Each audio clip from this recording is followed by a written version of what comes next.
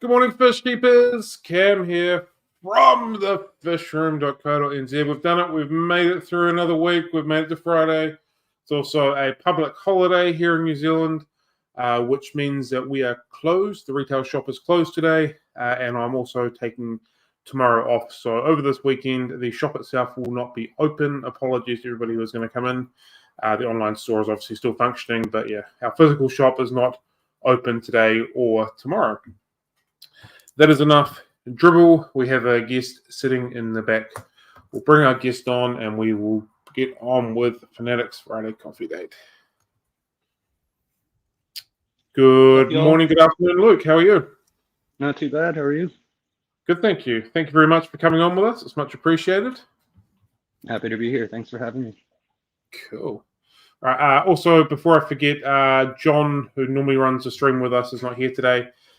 His wife and his kids bought him tickets to the Killers as a Father's Day present, and it just happens to be scheduled right now. So for those wondering where John is, he is not here. He is rocking his head off at a concert, and we're going to be talking about fish and aquariums. So, hey, it is what it is. I suppose I can forgive being not that important. So my first question to you is, what sparked your interest in keeping tropical fish? Or aquariums in general? So when I was in college, I was a jewelry and metal arts major. And when we graduate, we all do a show.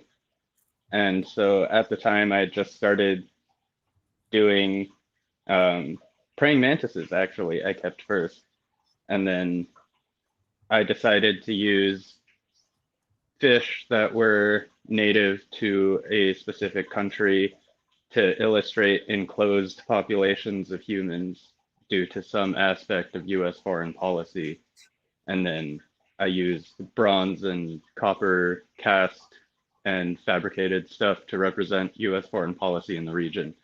That was 4 aquariums that were different, pretty loose biotopes, and then it kind of evolved from there. I had 1 aquarium in my apartment at the time, and then within a month it was 10. And then I had graduated and I was working a couple jobs here and there, and then I started working at the local fish store, and it became much easier to access lots of things. Very cool. Very cool. Can you tell us about the first fish that you actually kept? You mean like as a kid that we killed, or? Oh, if that happens to be your first one, sure. Or physically you went to a shop and, man, this is the fish for me. I want to give this one a go. Yeah. Well, I mean, we had some random stuff that I don't really remember in a little tank by the window when I was a kid. They never lasted long, you know. Yeah. But when I got back into it, I think the first thing I got was a pair. No, it was a group of 6 juvenile Apistogramma cockatoides. Cool. That ended up going into the Colombian tank in the amongst the 4 that I was telling you about a second ago. Cool. They ended up breeding for me, and me being the way that I am, I was like, okay, Apistos are cool. Now I need to have the entire genus. And, you know, obviously I still haven't completed that collection yet. That's ever growing, and I probably never will, but you always branch out from there. And I only had Apistos for a while, and it was just those tanks of Apistos. And I bred a pair of Abaxis, the purple-faced yellow ones. Mm-hmm. And that kind of got me connected with some more people. And then, you know, long story short, here I am. We do have I've got a few questions for you about Apistogramma, so we'll just hold fire on them for the time being, because I think that'll be a topic that we can, should be cool. Do you have any influential figures or mentors who kind of guided you in your earlier times of keeping aquariums?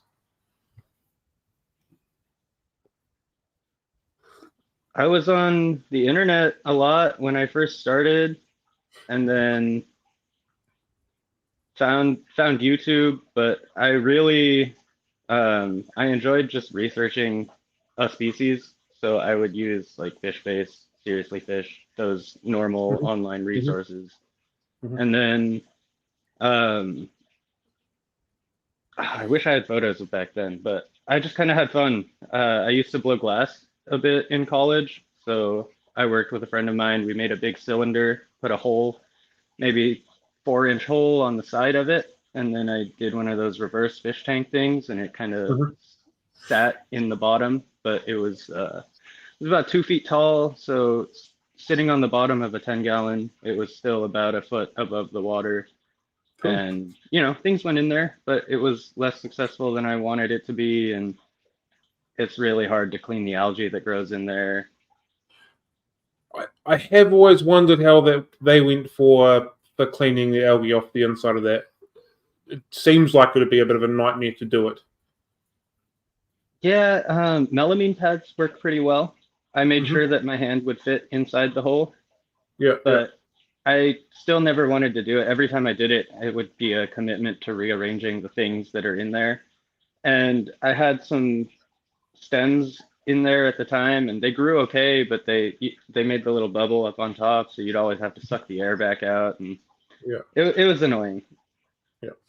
I just want to step back a little bit and talk about the 4 aquariums that you first talked about, because I'm still sitting on that from a couple minutes ago. Can you explain them a little bit more, please? Sure. So the 4 aquariums were 4 regional, um, pretty loose biotopes. One was around Colombia, Hmm. and I had some Colombian native fish with some plants, and then I fabricated an abandoned cocaine factory, and that was brass, copper, etc.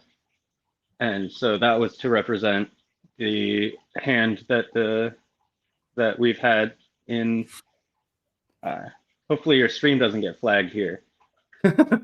We'll see how we That's go. to represent our hand in importing the drugs and the effect that it's had on the less wealthy populations in urban US. Uh, and that's decimated lots of rainforest back in the day. Hmm. So then there was also Vietnam, that you know, a bunch of civilians here had an issue with even at the time. Uh, but I made these fire bombs, and at the time, napalm was widely used. And when you have gel fire, that's not super fun for all the locals. Um, Hmm. so then I cast, the little plastic green army dudes that you play with as a kid? I Hmm. cast those in copper and bronze and kind of assembled them around the aquascape to be shooting at each other. Um, there were some Tanichthyes make a gemme in there. I got those around the same time as I got those Apistos, and I have God knows how many still generations later, so I've still got those fish. Um, there was also a Japanese tank, and I cast like I burned out it was a lost wax investment, but I used expanding foam actually to make a little mushroom cloud. And then Wow. I had an Iwagumi scape in there, and on the day that the show opened, I kind of cut right in the middle of the carpet and lifted it up, and then put the put the mushroom cloud in. And the last one was the Congo and the deforestation in the area with the palm oil plantations and cutting down the rainforest to make room for other stuff. So it was like a tilled copper sheet field that had holes in it on the mounds, and then there was some Indian native Pogostemon erectus inside the holes, since since the palms come from India natively. Hmm. I'm not going to lie, that sounds awesome. intense and very precise to what I feel that you're probably trying to achieve with it. So that is pretty cool. I do want to say, since I was talking about it, that looking back on it, I feel like it didn't go as well as it could have. Obviously, you want to make an impact when you do an installation. So I sort of cherry picked the negative aspects of US foreign policy that I could think of at the time that were the most, that I thought the audience would relate to most. But I can't say that the US has not made a positive impact in specific other countries. So that should have been highlighted probably. And honestly, what really inspired me to do it, and then I had to abandon the idea of, was back then I was pretty closely following the Israel-Palestine events. And to be honest, recently I can't bring myself to keep on following it so closely. But at the time, I wanted to have a tank that had a solid wall down the center and have a filter intake on one side and the outflow on the other, and have just enough water for that filter to work on the one side. And just have it sort of slowly trickle over and throw a couple fish on both sides that would be the same species. But I ran into the problem of not being able to get anything in that was native to the region. So it would have looked pretty awful, most likely. Yeah, I apologize if no, if this isn't something you want to talk about. I totally understand. It was very political. Yes, it was very political. I think that it is amazing that someone has, you've allowed your brain to work and then come out into an aquarium to that sort of scenario, if that makes sense. Like that to me is quite phenomenal. It's I find that really interesting and really, really creative. I think that's fantastic. Was it something that was graded on or something on those lines? Like, I think from memory you said it was for like a project for a class or something like that. Is that right? It was basically just my personal show. It's supposed to be the culmination of everything you've done with your 4 years in school, I suppose. You're right. Yeah, cool. Wow, that I think that is really incredibly cool. So thank you for sharing that. That was awesome. Thank you. Try and segue back into the questions that we've had. Now we've had that. Do you have any disaster stories from earlier in your days in the hobby? I honestly can't really think of any. I was pretty careful when I first started keeping fish personally. When I started working at the fish store, I was pretty much in charge of running the quarantine room there and getting in the new fish and this and that. So during those days, I had quite a few, but most of those are because DOA and the shipment just came in really bad. So what can you do? I think I've always been pretty anal about how I've been doing things, because I started in the apartment on the second floor with carpet under me. So, there have been a couple floods here and there, but nothing more than half gallon, a gallon, which is quite a bit better than a lot of people experience. So I don't know if I'm allowed to moan about that as a disaster. Yeah, no, that's very, very minimal compared to a lot of situations. Yeah, small buckets, small tanks, just do it often. Even now, I have a lot more ergonomic a setup now in the fish room, but I still just do water changes really often, and I'm there, and I just watch it. I usually have something on in the background audio wise, but I'm just there. It only takes me an hour and a half to change the whole fish room, so not the worst thing. So when you say you do water changes often, how is your water changing or your maintenance schedule? What does that look like for you? About 60% every 3 days. Yeah, okay. Yep. Yep. And how many aquariums is that over? Things have been getting shuffled, but somewhere between 35 and 50. Okay, cool. Cool. Yeah, that is pretty pretty intense. I know a lot of people that don't manage to get 60% every 3 months, so it's not bad at all.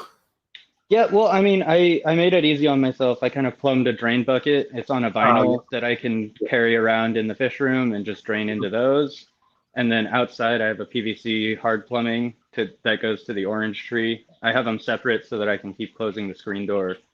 And then I have separate siphons for every tank that I just, well, not every, I have 8 siphons that I cycle through, and then I sanitize them in between every tank. So I just grab it, move it, and then I drain everything and then fill straight from the hose, which is pretty decently high pressure. So, what do you use for sanitation between each change? NADCC, you know, Spa 56, the spa shop. I've heard of it. Yeah.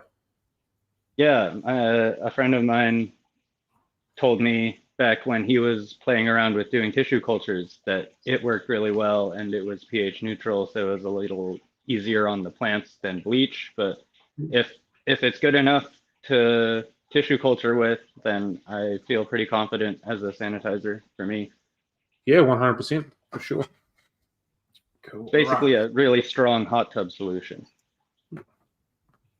Cool. So you've mentioned Apistogrammas already so far. What species of Apistogramma have you kept or are you currently keeping?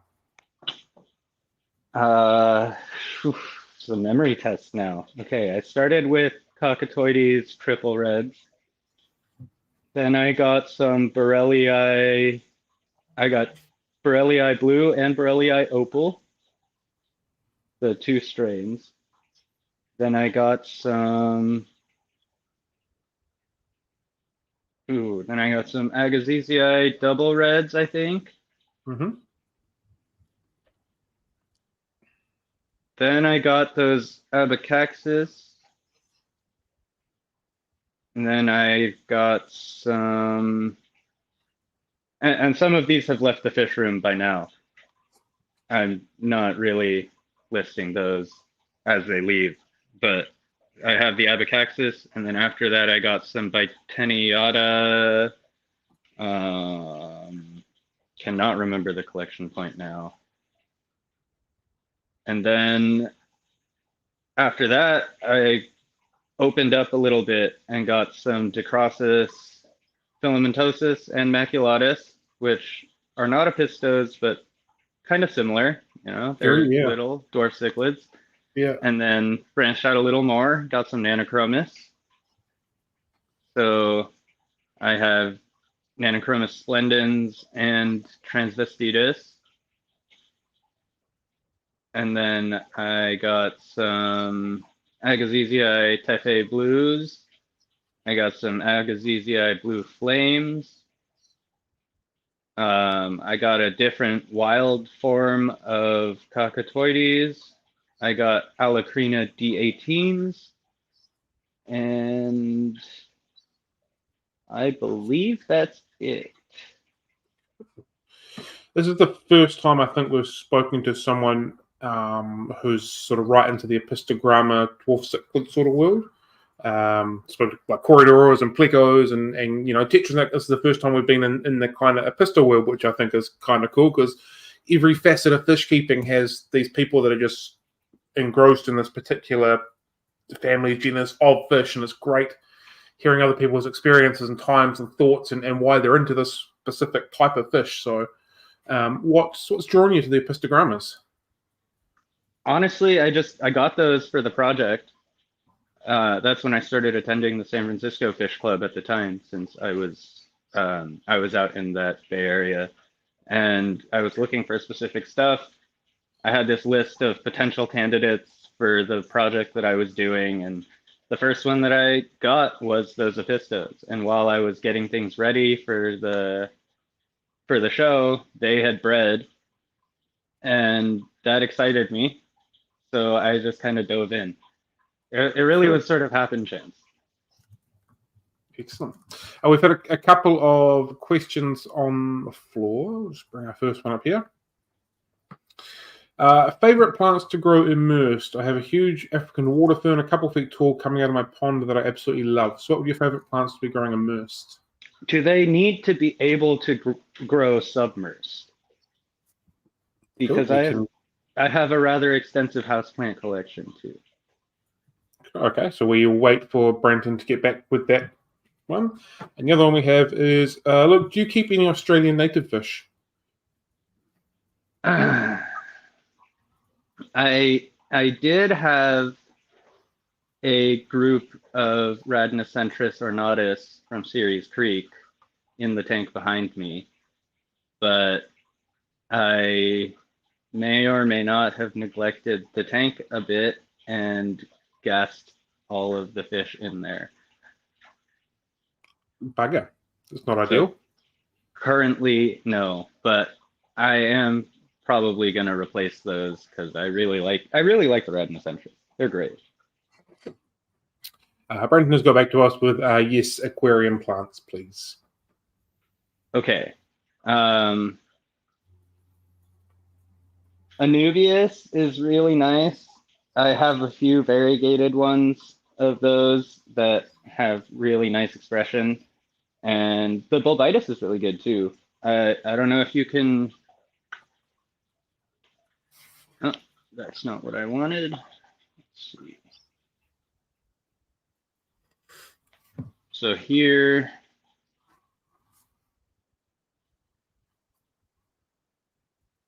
I have this mangrove, and this Java fern is kind of climbing up.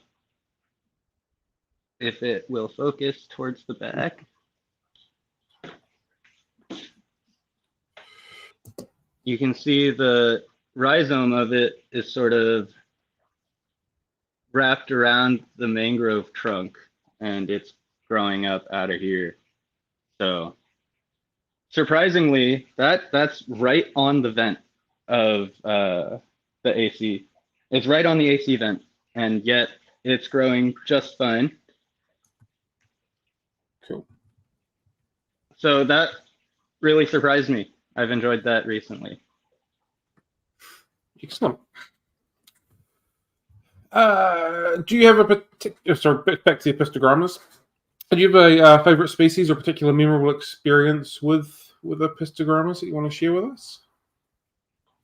Yeah, the Abaxis really are the prettiest one I've seen, I think. Maybe it's just because I'm partial to purple, but they're really, really nice when they're displaying. And I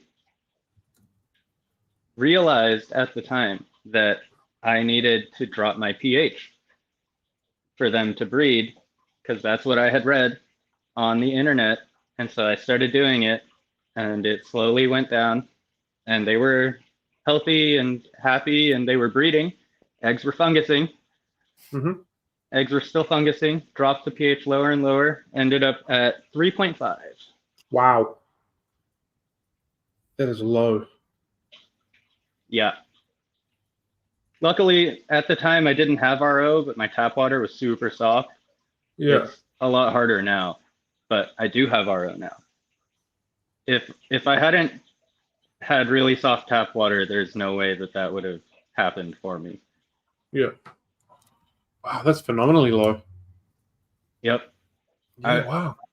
It's super low molarity, right? So it doesn't actually really hurt or anything, but it is acidic enough where when I was in there to rearrange stuff to make sure everything was still okay and check on the fish, I would feel like warm and soft after I pulled my hand back out of the tank. Wow, that's crazy. Are you keeping all the Apistogrammas in like biotope type conditions, or are they in kind of, I guess you'd call like a mixed sort of scenario?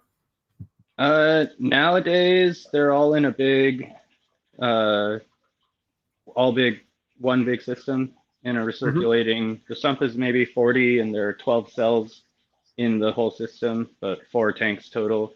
It's about 200 gallons, all combined. And I fill that with pure RO, and then I have my auto top off for the plant lowboys next door in the sump of the Apisto system. So it constantly gets tiny water changes as evaporation happens in the plant tank. And then every so often I'll do a water change in there too, just to do a water change in there. But then every 3 days I'm also doing the plant tank, and I do a 50% water change in there, and then I refill with Apisto water and then top off the sump after that. At least down here in New Zealand, Apistogrammas are often considered quite soft and sensitive. Is that something that you've experienced with them? Not so much. If you're just trying to keep them, they tend to be pretty okay, and they're fairly easy to get on prepared foods too, in my experience. But breeding them is it has a wide range of difficulty. Most of them that you're getting closer to wild are probably pretty difficult to breed, and I've seen them be pretty adaptable to water conditions. But if you're liquid rock and you're keeping them like Africans, they're not going to do well. Yeah. How's your water out there?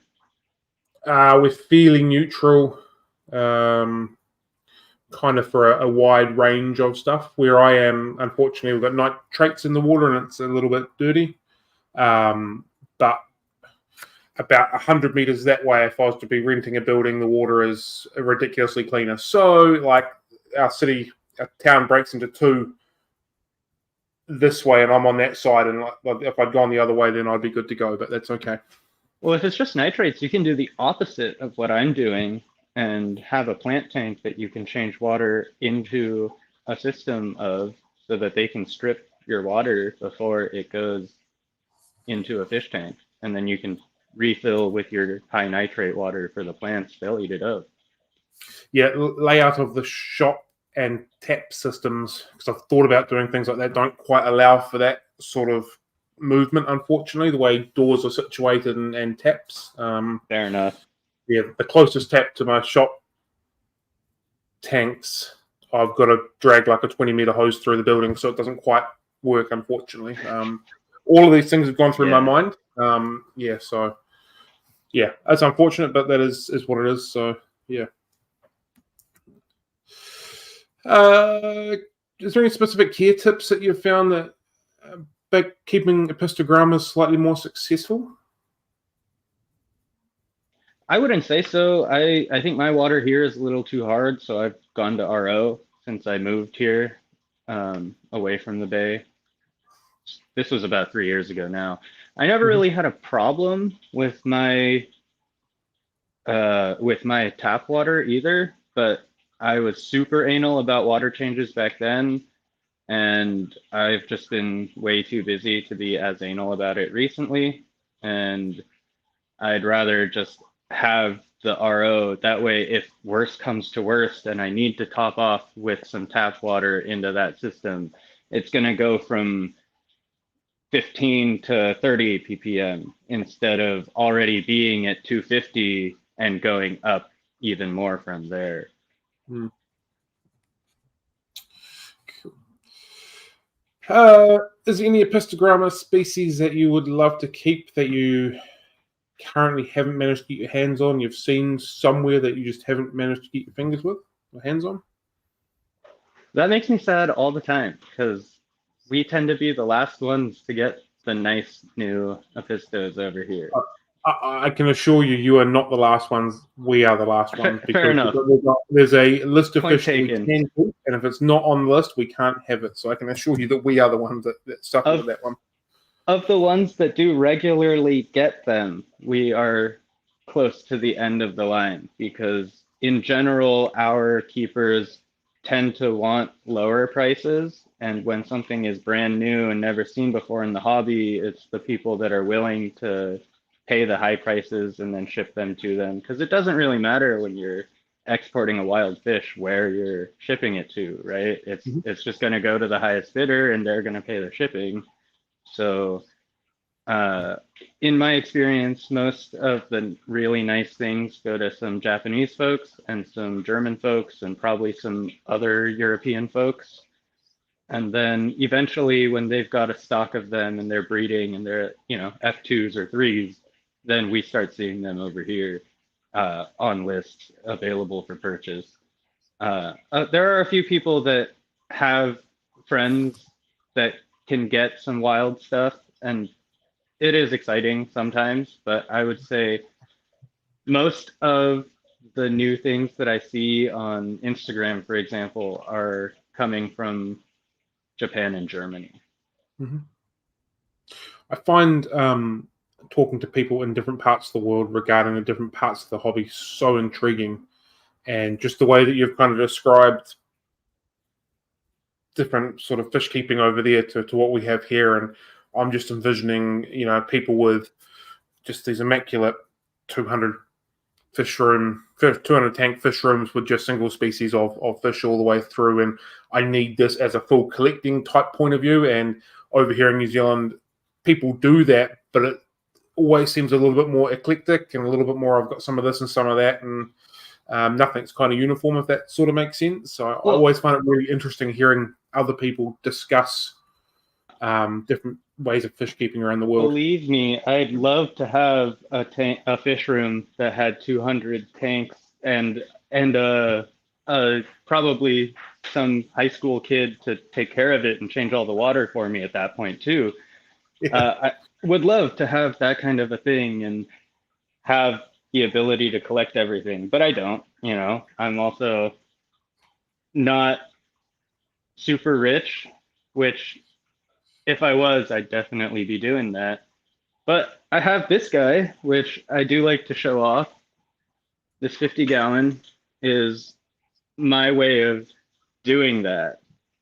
I just kind of cleaned it up. So gave it a trim, and that's really what got me into plants too, is they don't move. They're all right here. They're growing. I can keep track of them really easily. And I can put 150 species in this 4-foot tank. Mm-hmm. So what have you got in there at the moment for the people that will be listening to this after the video? We'll be here a long time. That's okay. We've got all the time in the world. All right. Tell me when you want me to stop. I'll just start. I'll go down the rows. Cool. This here is Eriocolin species Toxylaus. Next to it is this Bucephalandra that I'm not sure, honestly, but it has this nice rainbow sheen. It's currently throwing up a flower.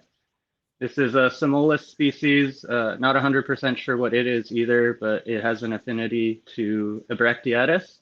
So that's sort of what I'm saying it is for now. We'll see. Oh, there's some Crypt Parva right here that I missed. Then there's Juncus repens. This is Bucephalandra Brownie Ghost 2011. There's Anubias Minima Dragonclaw behind it. This is Rotala Macrandra Mini Type 2. Cryptocorini Jacobsenii Pink. This is Bucephalandra Ketagon Godzilla. Staragini repens. This is Anubias Pinto. This is Eleocharis acicularis, the dwarf hairgrass. This is Nymphea gardneriana, Limnophila helferi, Hygrophila lancea aragaya, Staragini species Portobello. There's a little Bucephalandra variegata here. Then behind it, there's the pink flamingo crypt and another pinto behind it. This is Gradiola viscidula.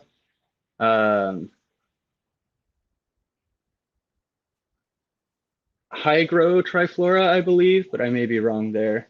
There's some Crypt tropica there, Hygrophila pinnatifida, Ammonia pedicellata gold, and some more over here. This is the one that's actually looking the best. I'm shifting it over to rearrange and make room for more species. Rotala macrandra mini butterfly, Xyrus species red, Alternanthera Renekii Ocypus,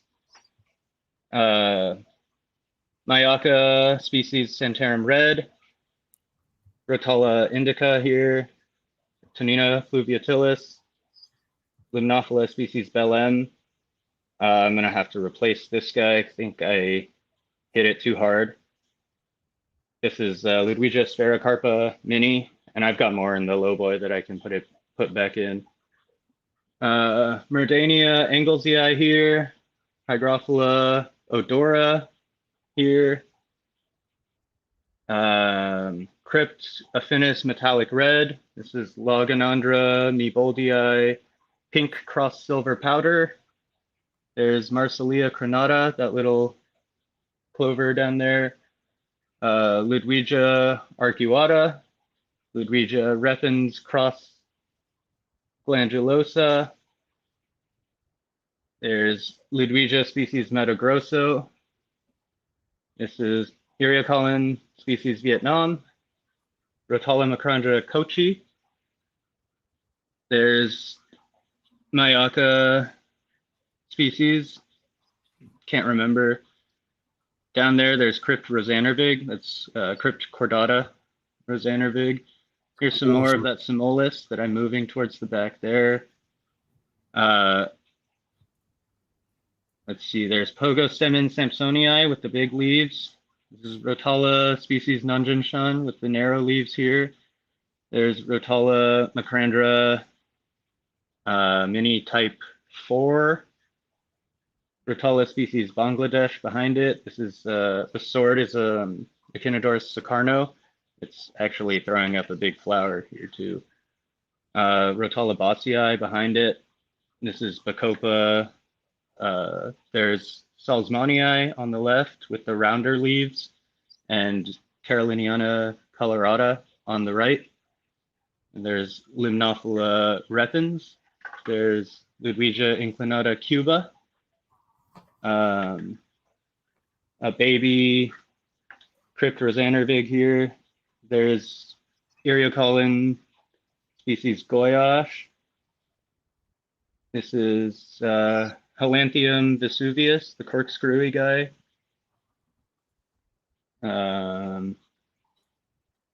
This big guy here is Aponogeton crispus.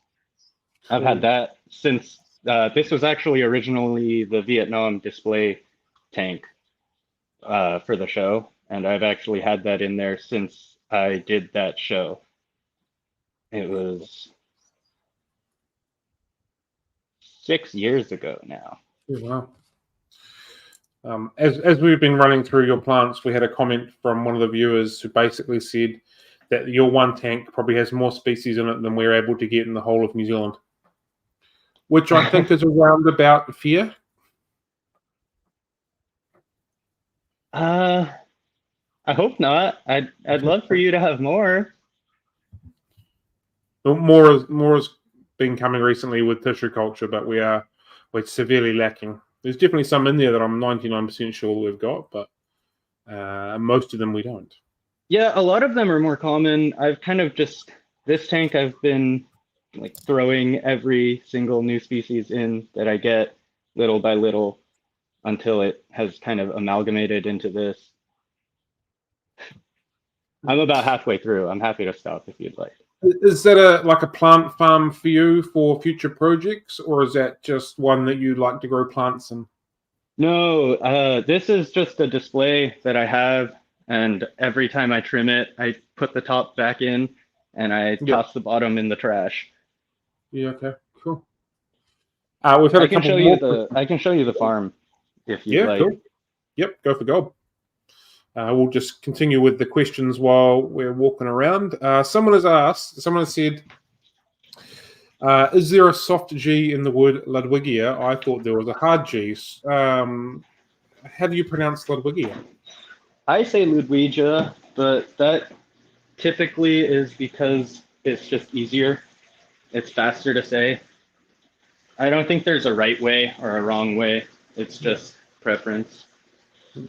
I always find different. Okay. Well, we've lost Luke for a little bit, so hopefully he pops back up soon after he realizes that he has disappeared. I always find it really interesting the different dialect between different countries and different accents and twangs and stuff like that happens. So, like we say Ludwigi, well, I say Ludwigia, and some people say Ludwigia, for example. Subwasatang is another one that's been brought up in the chat there from Zen. And I apologize for the issues that we've had because we don't have Luke with us anymore. Maybe a tour of his plant farm wasn't the most ideal thing to be happening. So, yeah. Oh, we're back. We're back. There we go. Shoot, I'm hearing you from my phone again, but give me 1 sec here. Cool. We're all good to go. Yeah. Audio's working now. This is the plant farm here. Wow. This is 2 low boys. This is the top and the bottom. Cool. And this is what I use for sales and new projects and this and that.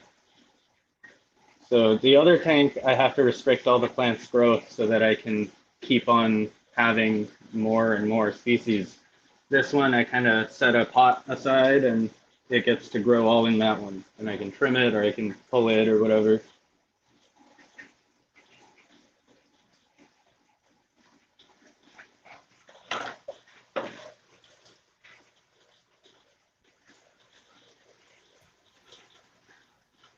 Cool. So how many different species do you think you've got going on through your plant farms, other than lots?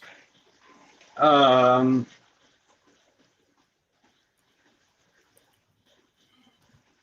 think I've probably got about 60 or so species total in the low boy. Wow.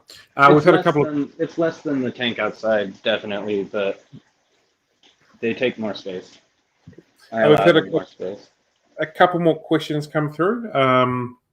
Someone would like to know, is your plant spreadsheet up to date?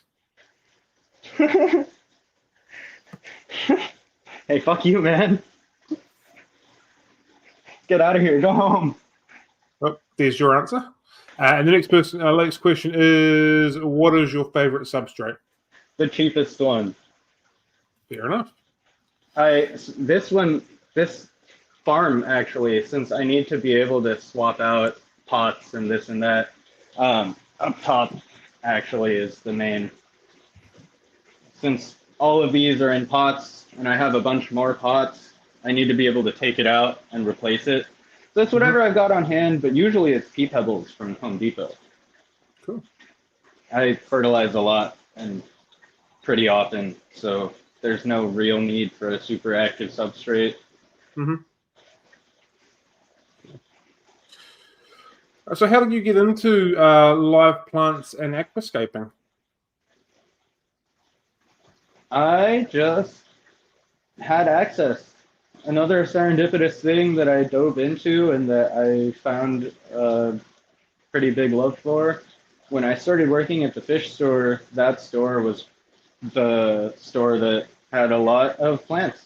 We were well known for bringing things in. The guy who owned it opened it in '73, and it closed last year. But he, back in the day, was the first one to bring in a few species to the U.S. So he was pretty proud of that. There was a big plant tank there, and seeing the guy that pretty much took care of everything functionally, I was the one doing the water changes and fertilizing the plants and all that kind of stuff. So I sort of was just taking these things that were pretty beaten up and probably unsellable and taking them home and seeing if I could get them to grow. And I wasn't so good at it back then, maybe 50-50 success rate, but they were free and I just kind of got better. That tank that we had at that store was 12 foot by 6 foot of plants. So that's about Pretty big. 3.5 by 2 meters. Yeah, that's a fairly large plant tank. Yeah. Yeah, that one was a bear to pump CO2 into and all of that kind of stuff. We'd run through a 20-pound CO2 tank in, maybe 2 months or so. Yeah. Wow. How do you diffuse CO2 into something that large? Is it multiple diffusions through it or a reactor type system? We kind of played with it while I was there, and I'm glad that I got to experiment on the store's dime at the time instead of my own, because when I got Yeah. to setting up my system, I knew which way I liked best and didn't have to waste all the time. At first, it was just those normal sintered ceramic pressed diffuser plates with a power head, and we'd have 4 of them because there were 4 cells of the plant tank and the power head in each one. And then it changed to these power head diffuser reactor kind of all-in-one things. It was a power head that had a low pressure tip for the CO2 bubbles to come in, and then the impeller was supposed to chop it up and make it more accessible to plants. And that thing sucked. It didn't work at all. But then we put on reactors. So we got Sarah products at the time, and Sarah's good, and I still use theirs now. Instead of building one, it's just easier to grab one off the shelf. Yeah. So I just have a pump going to the reactor, and it chops stuff up, and then it's on the return line to the top pots. So these 2 systems are connected. This is the outflow. This is the drainage here, and the overflow.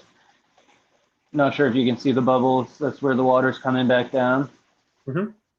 So, yeah. Cool. Do you sell them by the, obviously they look like they're little container type things. Do you sell them by the container or by like the cutting? I usually sell them by the stem. Yeah. And then what you get is, well, you get a healthy thing, but how you get it is luck of the draw. If I really need to pull everything out and reset a pot, then you get a full rooted portion of whatever it is. And it's probably gonna be wrapped around the bag several times because it's too long and I need to do something about it. If not, then I take a trimming. It's probably 6 to 8 inches long. Unless it's a tiny plant, then it's 2 to 4 inches long. What's your fertilizer regime for a system like that? I fertilize when I change water, and I change water about 50-60% every 3 days.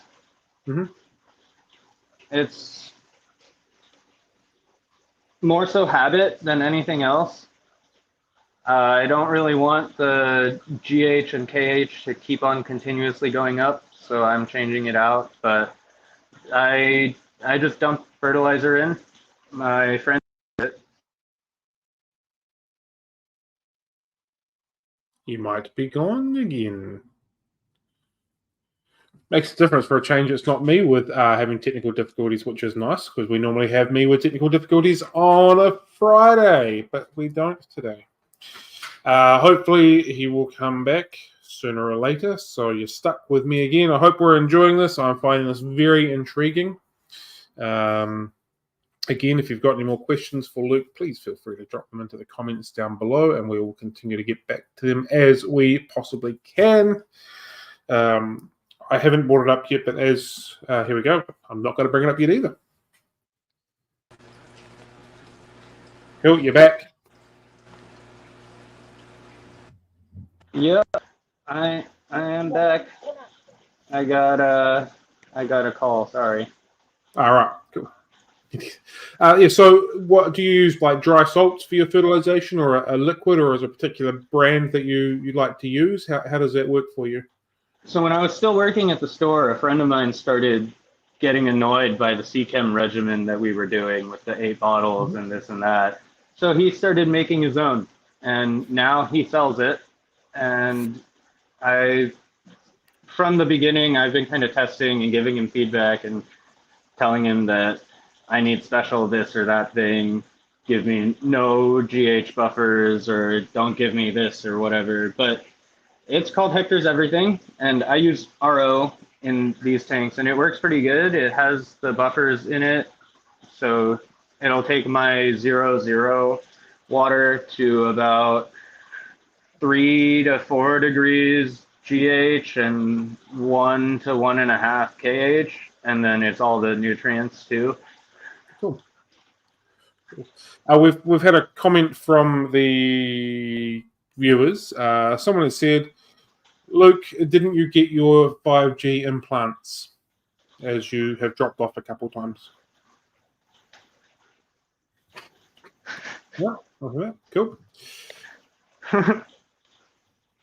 Can you describe your first successful aquascape?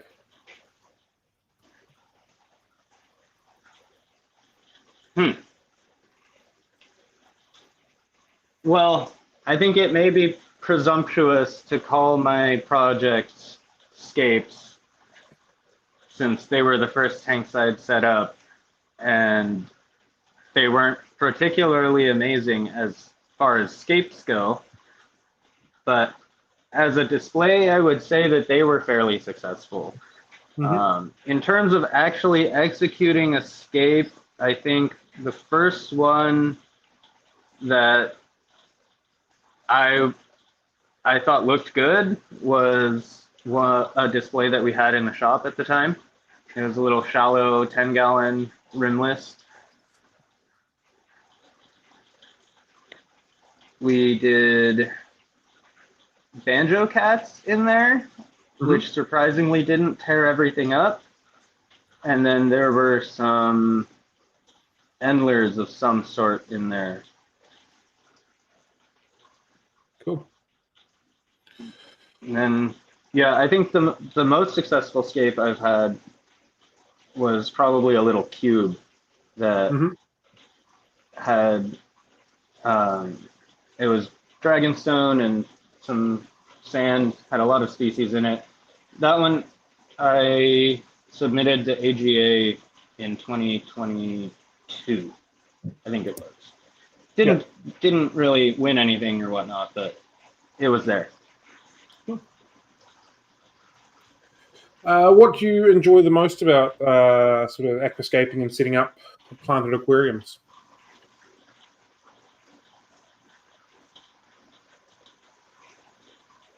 I couldn't tell you, honestly. I kind of enjoy the whole process. It's sort of, well, I kind of do everything fish, right? I started out just kind of casually having a couple tanks, but I worked at a fish store, and then from there I picked up a few clients, so I started servicing their aquariums, and now I moved to Sacramento, and I'm the president of the fish club, and I'm the speaker coordinator for the fish club also, and I have all of these plants and fish, and the most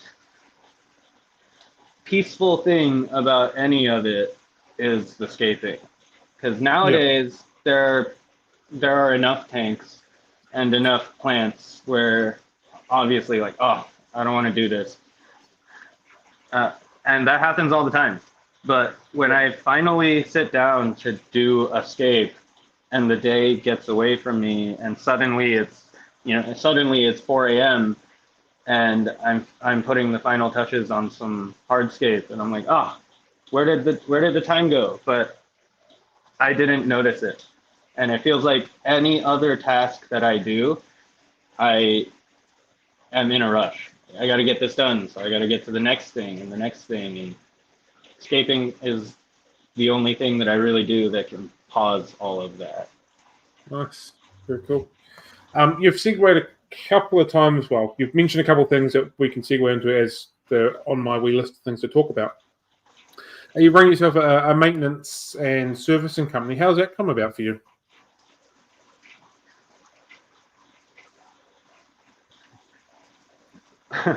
I kind of feel bad saying that everything is happen chance, but it all sort of is. Just because I was working at the fish store at the time, and as a store, we didn't offer any services like that. So the owner told us as employees, like, yeah, if anyone wants it, you handle it. If you feel like doing it, you can do it. If not, you can shoo them away. I'm not hiring you to do anyone's service for them or whatever. So I just started doing it. And the first client I ever got was this older guy, and it totally made sense why he couldn't do all the work himself. And he just sort of stumbled into the store one day looking for someone to do it and told me about the setup, and that was my first client. And it was actually just a turtle. It was a diamondback terrapin that he kept fully aquatic in a Red Sea reefer. And I would go and change his water and clean the glass, and that's pretty much it. And this was from a second story, nowhere near a bathroom or anything. So I take a hose, I run it out, and I run it down to the first story and point it at his garden in the trees out front, and then let it drain. And, from that kind of a height difference, the drain is pretty quick. It would be, yeah. And then I attach that hose back on, and I pump water from his hose back in, and it was just come in, do an hour, give me $80. At the time, I was charging $80 an hour. And that's a lot more than $15 an hour at the fish store. So anytime people came in and told me about their systems, I was like, okay, yeah, sure, why not? And just sort of stacked them up here and there. And it's not an amazing living because I'm pickier than I should be with my clients, but being that I do this, and I have other part-time jobs that I can, I'm lucky in that I can sort of adjust my hours on. I can do more work if I need more cash, and I can just take time off and not get scheduled if I don't. Not lost on me that that's not possible for some people, but yeah. I don't have to get every single potential client that I come across. It's only people that I'm intrigued by their system, or they want me to do a full install, or that kind of a thing. So it's been slow growth, but over the past 4 years that I've been doing it, I've lost one client. Oh, wow. That's not bad. 4 years. There's an interesting thing in business where you essentially either fire clients or become very picky on who you actually want to hire and who actually suit your methodology and suit your ethos. And it sounds very much like that's the way that you work as far as taking on your clientele. It's not every Tom, Dick, and Harry that knocks on the door saying, I need a water change done. There's a little bit more to it. Yeah, there is. And I understand that I work in the service business and I'm going into people's houses, and that comes with a certain degree of ass kissing. But there's also a certain degree that I can't tolerate from myself. So it's kind of a fine line. And the one customer that I lost was not because they didn't want me to come anymore. It was because I didn't want to deal with him anymore. At the time, he wanted an install done, and then he wanted me to come back for more maintenance and stuff. So I told him, I'm busy right now. I will get to it, but within 2 months, I will get back to you with Escape. Right? I'll take your tank. It was a 27, whatever the smallish bow front tank is that we have here. It's somewhere between 25 and 40 gallons. Not a super huge tank. I took it that day, and I told him within 2 months I'll bring it back. And within a week, he was pestering me about it. Oh, wow. And I said, well, look, I told you it would be 2 months. If you want me to rush it, I can rush it. I can just throw some random shit in there, and you take it or leave it. And he was like, no, it's fine, 2 months. And then I was like, okay, cool. And then about a month after that, so a month and a week later, I was finished. I was like, okay, I'm gonna bring it. So I brought it. Mm-hmm. And he immediately said, well, when can I put fish in it? Why didn't you bring me fish? I was like, well, because you told me I was going to be coming back once a month. And this tank is brand new because you wanted it here so quickly. It's not cycled or anything. You can't do anything. So you're just going to feed the tank as if there were fish in it. And next time I come back, I will bring you some fish because it should be fine. I put a bunch of plants in there, and you want some livestock, I'll put some shrimp in there. They may or may not do well because I don't know what exactly you're going to do. If you're dumping in half a jar of food every day, then everything's going to die regardless, right? This is an uncycled tank. Yeah. So I told him that, and then I went away. And then the next week, he called me again and said, everything is dead. What happened here? The water is super cloudy. All the fish died. And I was like, well, I didn't bring fish. So whatever you did, you can call whoever did it, and they can come back and fix it for you. I'm done with this. Mm-hmm. That was my experience that taught me to be picky about the clients that I take. So what I've just heard there is that you took their aquarium and you were going to return it. So does that mean like you've literally set it up in your house, got it established, and then brought it back to them? And if that's the case, how does that work? Obviously, you're not going to pull everything apart to transport it. How do you transport it back when it's kind of set up? So I actually have one. My first ever client that had the turtle tank, he recently, this last winter, his turtle died. And so he told me to set up this other tank, and it's getting installed tomorrow, actually. But Cool. I have it here. It's scaped, and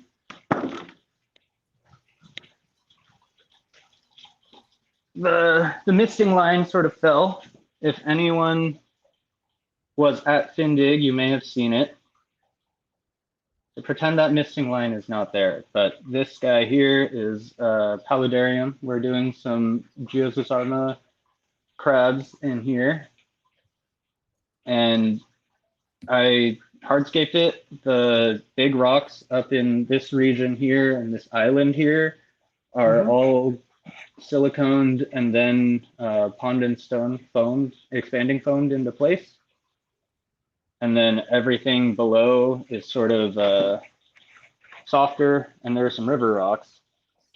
So they're all sort of just set in there.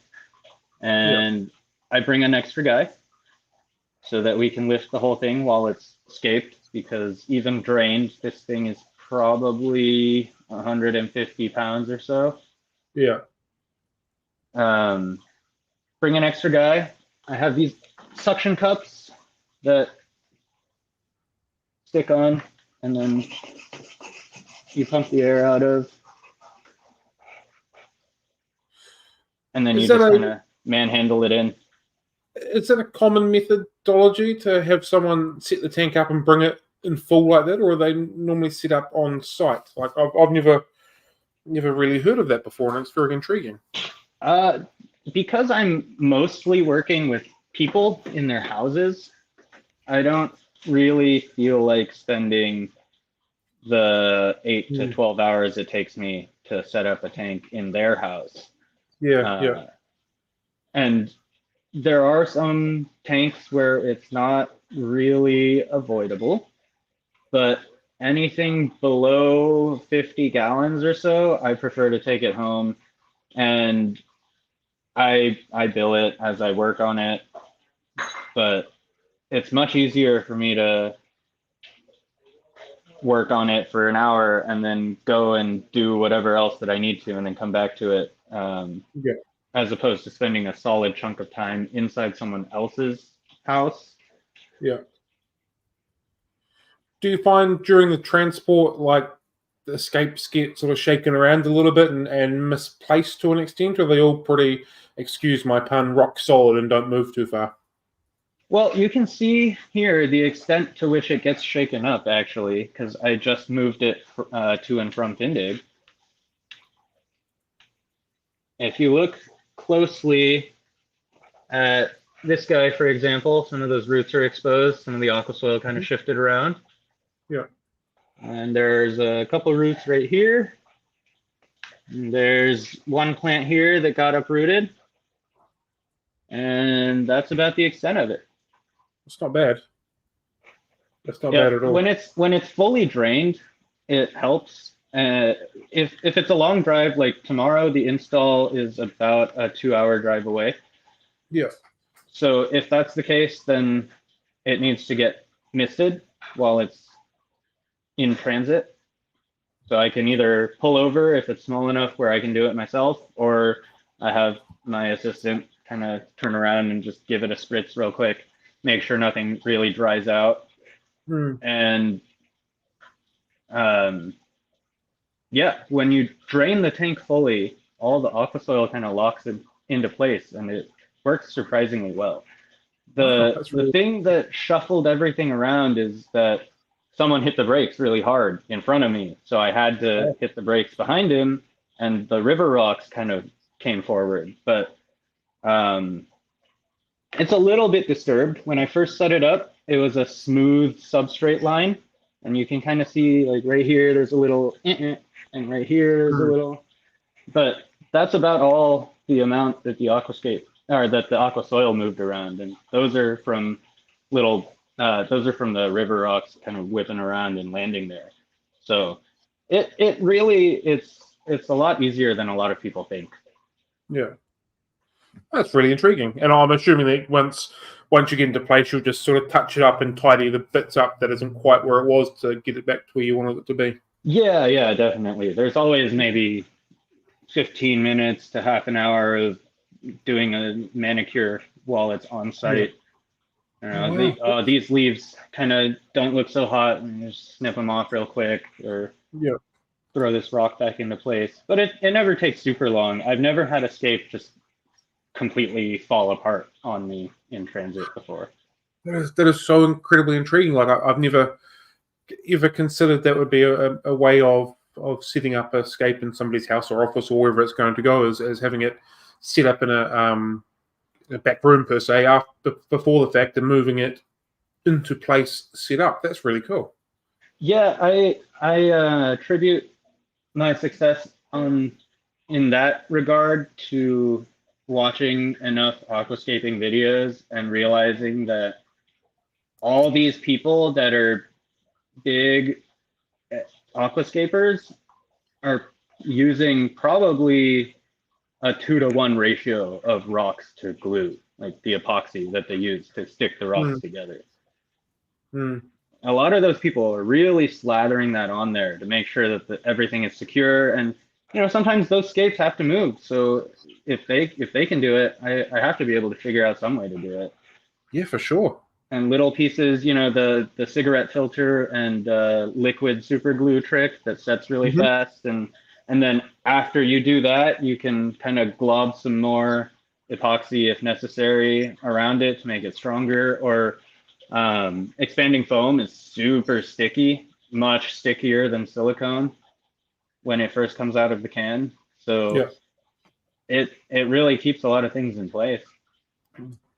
Is there a specific expanding foam that you use, or particular stuff you're looking for it to contain or not contain for obviously aquarium use? Not really.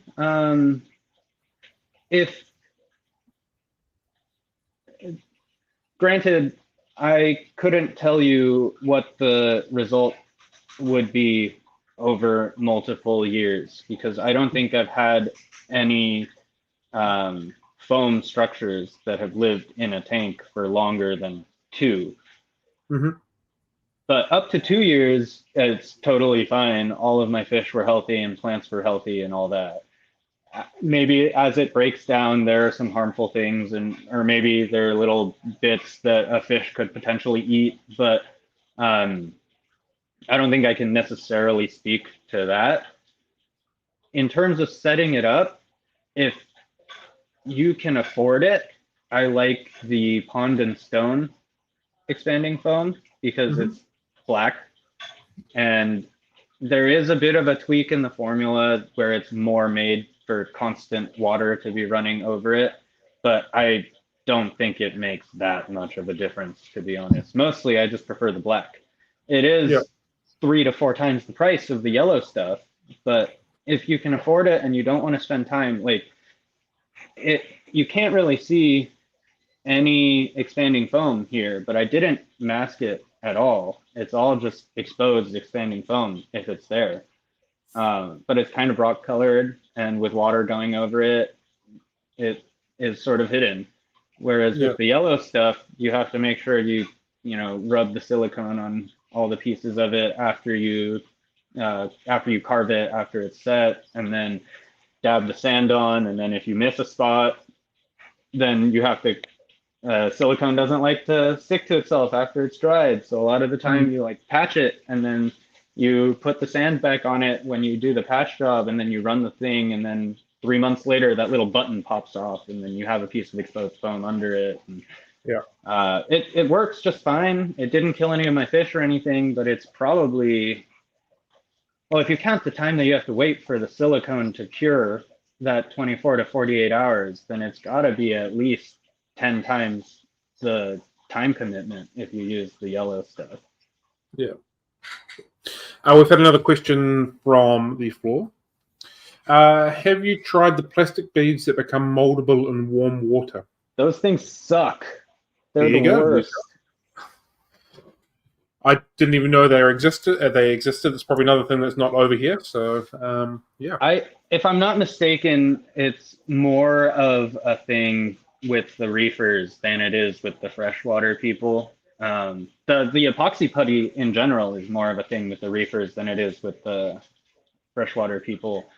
Since they're all building precarious scapes that need to be globbed all together like that. That stuff is supposed to be a quote unquote reusable epoxy glue. It's basically, it's plastic beads, and they melt, and you kind of massage them into this hot glue kind of paste. And then you put it in between the rocks or whatever it is you're gluing, and it's supposed to set and stay solid as long as the temperature doesn't go up too much, which it shouldn't inside your aquarium. In theory. In reality, it's more like candle wax when it's hard. Oh. So I have not ever successfully stuck 2 pieces of anything together with that. Interesting. The person that made the comment said, cool, I could never get them to work well either. So at least you know that it's not just you then. No, as far as I know, it's not our problem. It's that stuff's problem. That's the creative problem, yeah. I've never heard anything good about it. Okay. Note to self, if I ever see it available, I won't buy it. Cool. You mentioned before that you're the president of the Sacramento Aquarium Society. How has that come about? How indeed. I was just a guy who attended in 2020. In 2022, when the club had its first meeting back from COVID.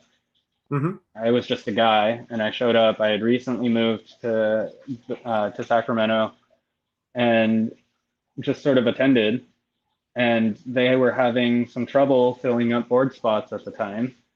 So at the end of that year, they're like, oh no, it was 2021 that I was there. And then they told me to run for board because they were having trouble filling up the positions.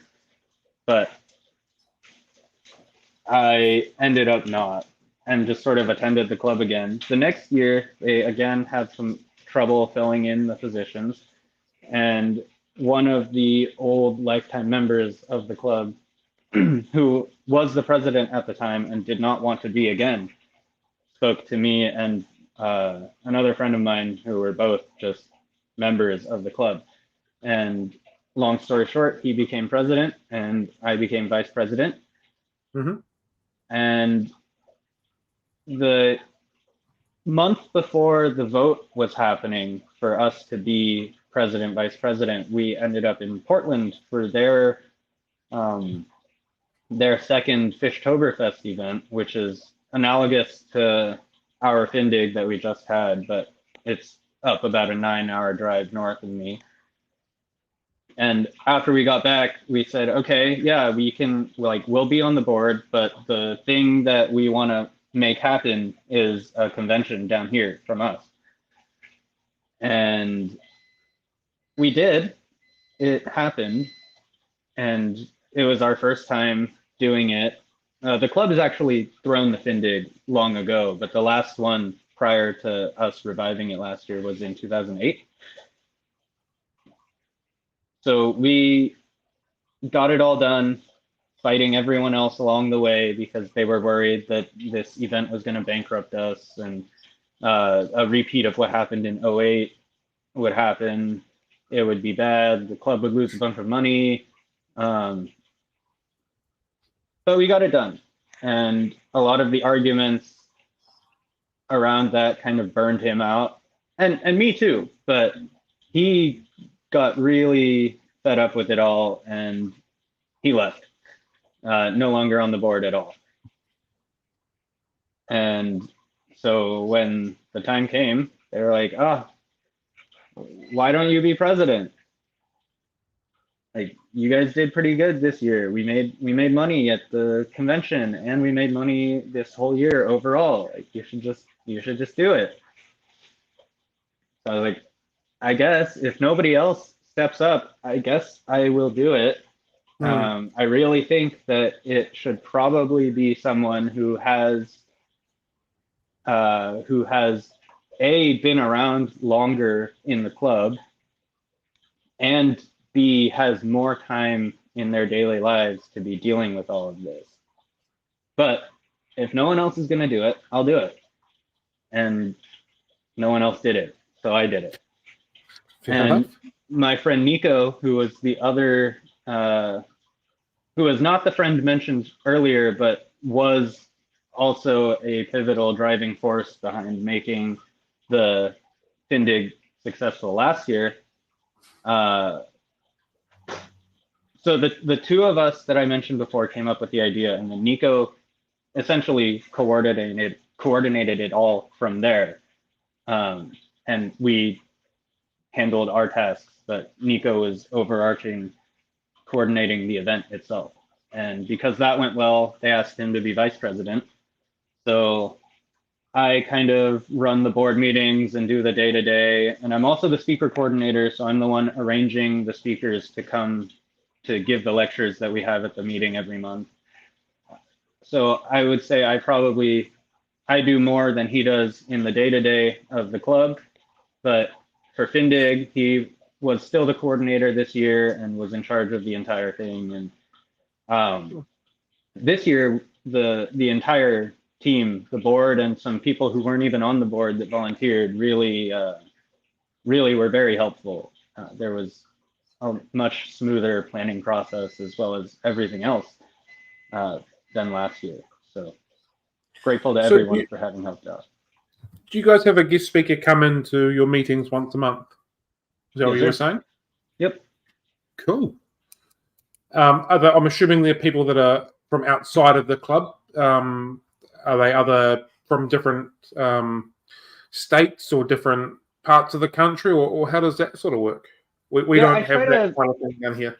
We try to vary it up as best we can so that you're not hearing about the same or adjacent topics 2 months in a row.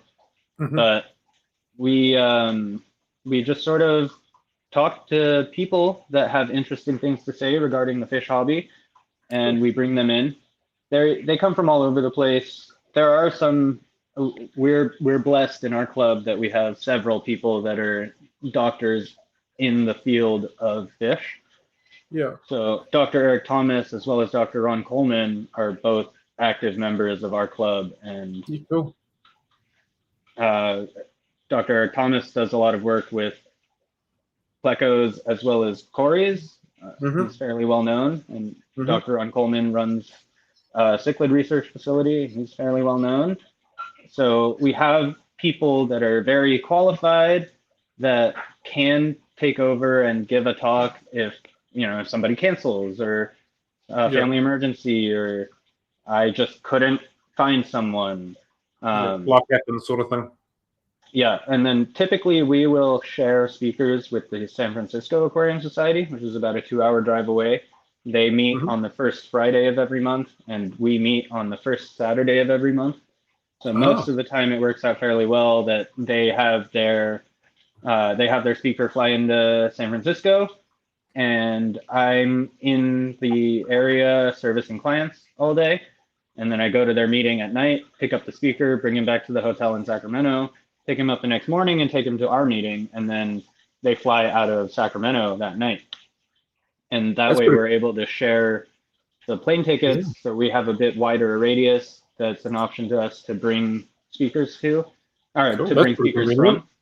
Yeah. And then once a year, hopefully, we are trying to do a bigger collaboration with with more of the clubs that are all up and down the coast.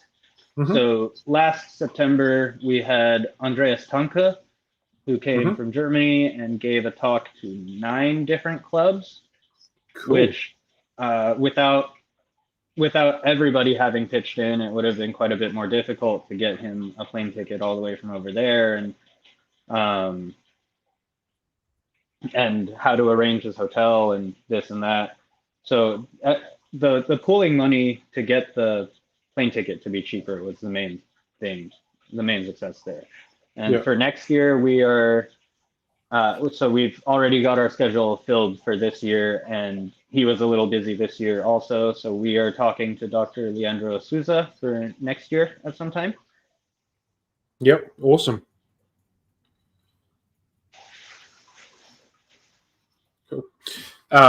It's very impressive that you've got a whole year's worth of schedule lined up in front of you. That's pretty cool. Oh no, it's not me. Everybody, things work well. People agree to come, and we're grateful to them. We're able to get a good amount of people in the door at the meeting. That's super important. Club memberships and the people spending money at the auction are what allows us to keep on spending the money to bring these speakers in and to throw the Findig where people are coming and getting to talk to each other about the fish and all the other things that we do. How many people are in the club? I want to say that the total membership of the club is just north of 200. The average attendance of a meeting is probably around 80. And then when we have a bigger meeting, 60 to 80. There's definitely lower attendance when bad weather hits or good weather hits, or on a big meeting, like we'll have a mega auction twice a year, 3 times now, including the convention, where you're allowed to sell more items than you usually are per month, and we don't have a speaker, and it's just auction the entire time. Those meetings, we tend to have about 100 to 130 maybe people in the room. Yeah. I just want to put it into a little bit of perspective for everybody. My local fish club, which is there's only one for my city, has a membership of 8 people or 7 people, I think. So just to put that into a little bit of perspective, that's why I think those numbers are quite impressive. Granted, far bigger area and catchment and that kind of stuff, but to hear that sort of number, great. I think it's pretty impressive. And there are plenty of people that I don't know how well you know the California geography, but there are people coming from, fair enough.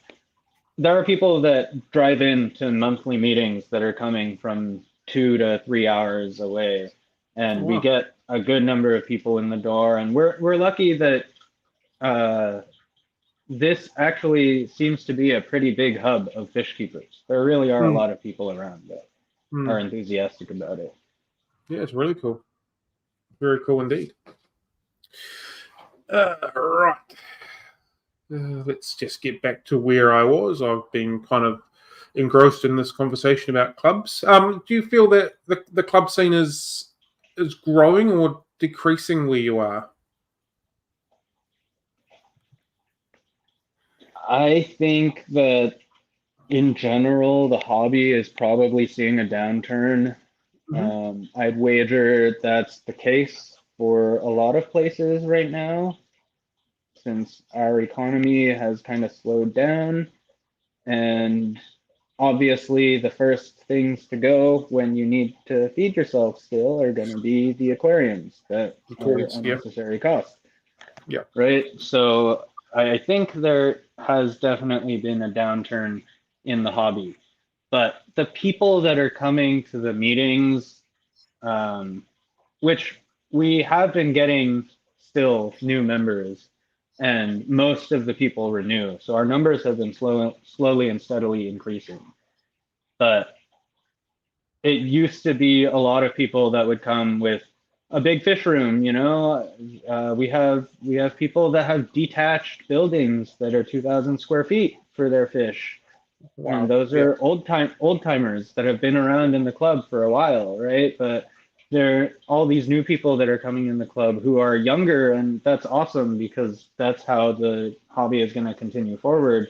And you know, I probably still count as one of those myself, but those people in general have one or two aquariums, and they're only looking for community things, community fish, and easy plants that can go into their community aquarium, which is great, right? That's how most of us get into keeping fish. But I've seen fewer people fall victim to multiple tank syndrome than I have in the past. Yeah, I totally understand what you're saying. I think that's a relatively fair comment across the board. I totally agree with you that getting younger people interested and getting them into like clubs and stuff is the future, because once the old timers disappear, who continues to pick up the baton? But you know, like one tank starts with two tank becomes three, and as people get a little bit older, more wiser, a bit more money comes through, that's when things like that sort of come about with multiple tank syndrome. Yeah, definitely. I think at least, yeah, you got to kind of start somewhere, I suppose. For sure, yeah. Yeah, and it depends on how hard that bug hits, so to speak. Yeah, not everyone can go from 0 to 10 in the space of a month, you know. Some people do that in the space of a year, or some never, or you know, some do it in a day. Cool. Well, that's actually brought us to the end of my structured questions that I have for you. Partly because as we've been talking, you've sort of touched on a lot of the stuff that I was going to ask, which has been fantastic. And yeah, we've kind of gone through these a lot quicker than I was expecting. So we like to end all of our coffee dates with a quick school of 6, which is 6 very short answer questions, and they're not really designed to put you on the spot. So hopefully we go okay with these. If you were doing a coin toss, do you call heads or tails? Tails. Are you a tea or a coffee drinker? Both, but every single day starts with a liter of coffee. That's no question. A liter of coffee. That is impressive. Yes, sir. That's how big my French press is. That's how much I drink. Hey, don't waste it. Are we alone in the universe? I don't think that's possible. I don't believe we've come into contact with anyone else up to date, but I don't think it's possible for us to be truly alone. Cool. That's fair. If you could have a meal with anybody alive, make-believe, dead, from any point in time, at any point in history, who would that be? And this is assuming there are no language barriers, right? Correct. Just anybody you would like to speak to. Well, most people alive are pretty easy to actually communicate with now. Maybe Takashi Amano. I feel like I'd like to get his to actually like hear him and ask some questions about his philosophy. Mm-hmm. Paper, scissors, rocks. What's your first call? Paper. Cool. What's your unicorn fish or plant that you haven't had, been around, want to keep, want to propagate, want to spawn? Oh God, there are so many. Whatever the next one I happen to catch a glimpse of is, there's no. Now I do kind of feel put on the spot. There's no end to the things that I want. There's only an end to my available square footage. Like, That's a good answer. There's this tank here that I haven't actually shown today, but this guy is like my paludarium that started the paludariums, and wow, that's cool. It's a nice thing, I like it a lot.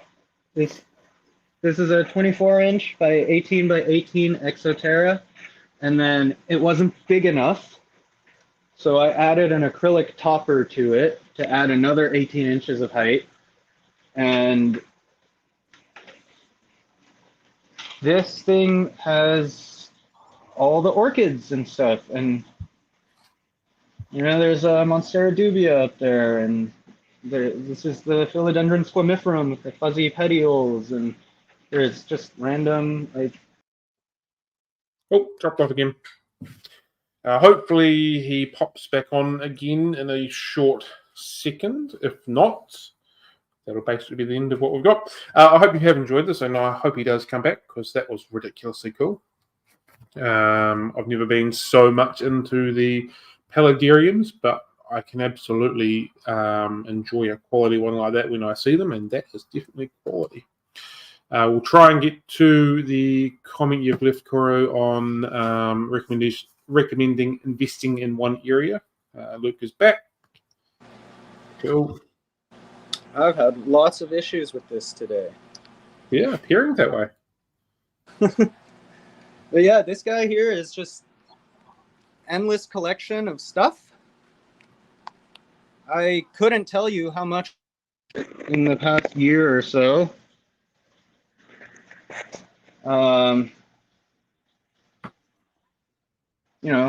There's chai. This is Labesia, and I just went to Japan last month.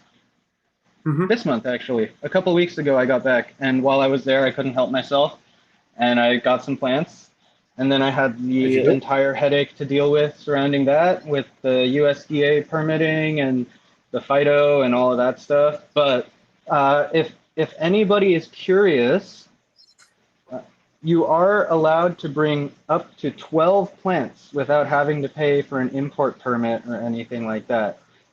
You can do 12 individual plants in your carry-on, as long as you get all the paperwork done. Cool. So we can bring in approximately 0 plants, regardless if we have paperwork or not. Oh yeah, that was more for viewers on my side of the my side of the tub. Yeah. Cool. We've had another question from the comments. Luke, if you were going to recommend investing in one area of plant/fish keeping first, what would it be? Lighting, CO2, fertilizers, filtration, or something else? Sorry, repeat the first part.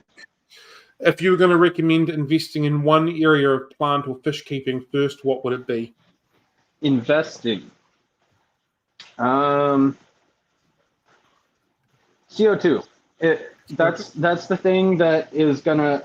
A lot of other things you can get on a budget and they'll work, and you can stack. Like this light that I have on here grows all these plants. These things, 24-inch LED bars, $60 for a pack of 8. Cool.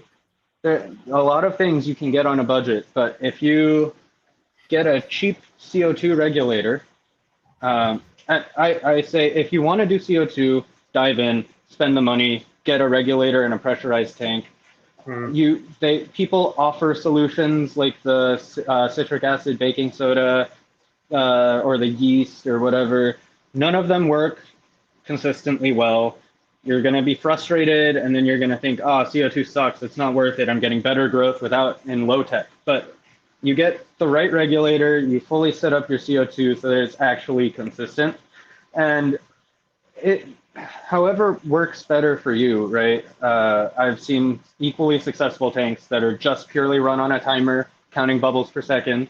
And I've seen tanks that are looking good that are on a pH probe that drops at a certain amount and then shuts off the CO2 until it needs to turn it back on again. Both work as long as you can do it consistently, and those little things are just not consistent. So if you want to do CO2, I'd say just don't until you have the if you have a tank sitting around already, it's going to cost you about $250 to set it up. If you don't have a tank sitting around, then you have to pay the tank deposit fee.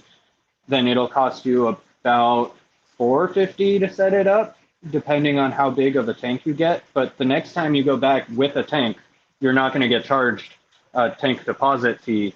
So to refill a pressurized tank, for me at least, a 5-pound, which is where I would probably start if I was new, costs $14 to refill, which is not incredibly expensive. No, not for the return that you get from them. Cool. Okay, so that's brought us to the end of our stream. So thank you very much for being with us. Before we go, if people would like to find out more about you, where can they find you?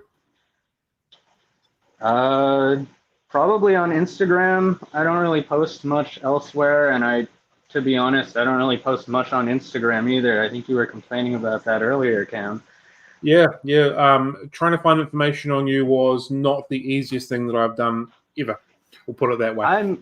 I'm not very good at updating people about my life, and honestly, I think most of the things I do, most people wouldn't be interested in. So it's never really been at the forefront. I've never considered myself a social media person, and it's not like I really have a YouTube channel or anything like that that would pay to get myself more out there on. So I should probably be better about it. But yeah, my Instagram is vast_aquascaping, if anybody's interested. Cool. Every so often I'll post, but it's definitely my bad. But recently I haven't posted all that much aquarium stuff because I kind of walk around my tanks and nothing has really changed. And I'm like, okay, cool. But then one of the orchids is flowering or this or that. So it's not all aquarium stuff. It's just sort of whatever catches my eye. Sure. Well, thank you very much for your time. It's much appreciated. It's been fantastic, and it has been very informative. Thank you for everybody that has been watching with us and being with the chat. Much appreciated as always. Until next time, thank you very much, and thank you very much for your time, Luke. It's been fantastic. Thanks for having me, and thanks everyone for tuning in. Great to talk. I'm always happy to chat with people that like fish and plants. I'm just not ever really the first one to open my mouth. So it's been great. It's been an honor to be on, Thanks so much. Thank you very much. All right, everybody. I hope you have a fantastic evening or a fantastic morning where you are. Have a good one, team. Happy fish keeping, and catch you later. See ya.